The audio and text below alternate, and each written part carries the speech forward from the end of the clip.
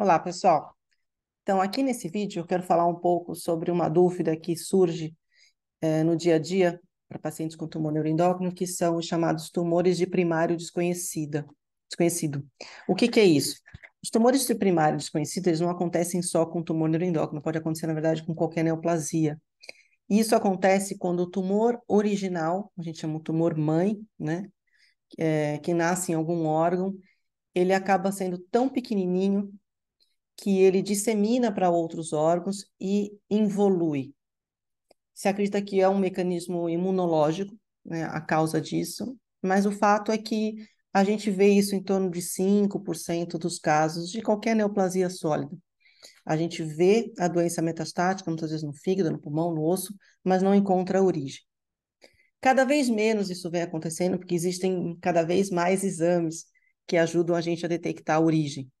Então, diante de um paciente, que é o quadro mais comum, com metástases hepáticas, que se faz a biópsia e vem um tumor neuroendócrino, sem saber a origem, a gente faz uma avaliação com colonoscopia, endoscopia e o PET scan galho 68. Geralmente, com esses três, é possível identificar a origem.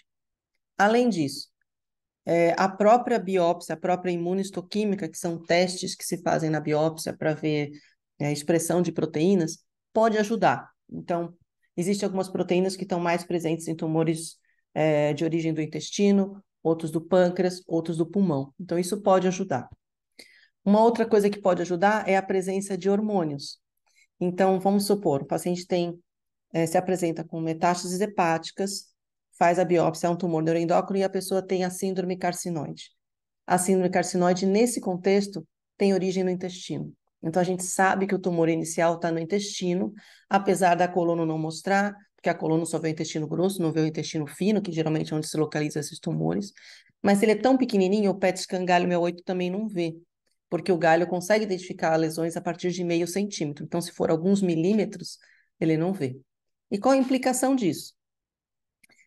Se for muito pequeno, nenhuma, porque o tratamento da própria doença metastática acaba tratando tudo. Então, por exemplo, os análogos de somatostatina, ou everolimo, ou até em alguns casos a químio, vai tratar aonde tiver doença.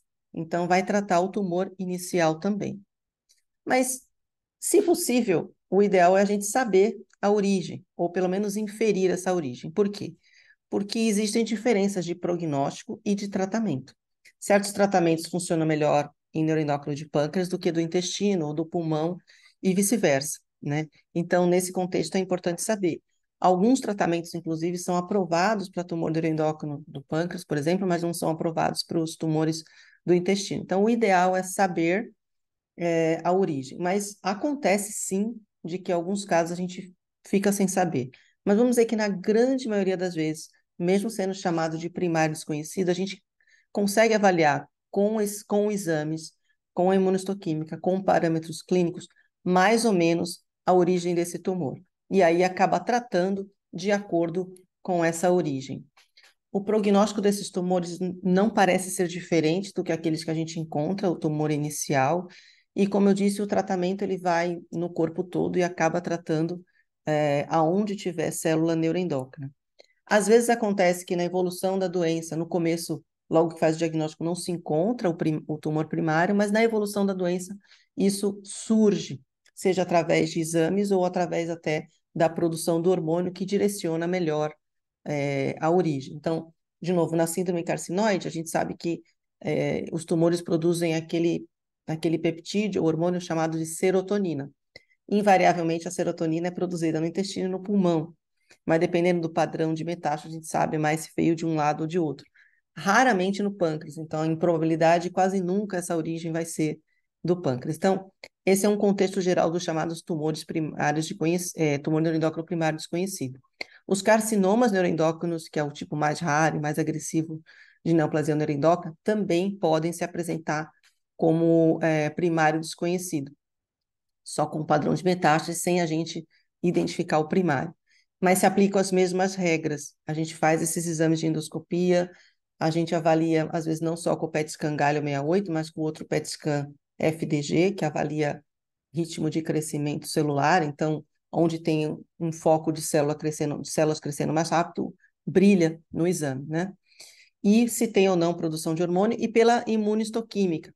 Então, aí ajuda a gente a diferenciar e tentar guiar melhor o tratamento, seja adicionando imunoterapia, seja pedindo teste molecular. Então, todas essas informações ajudam para definir melhor o tratamento desses pacientes. Mas uma minoria hoje fica nesse critério, boa parte a gente consegue identificar ou inferir com alta probabilidade da onde surgiu. E como eu disse, isso é importante para prognóstico e tratamentos.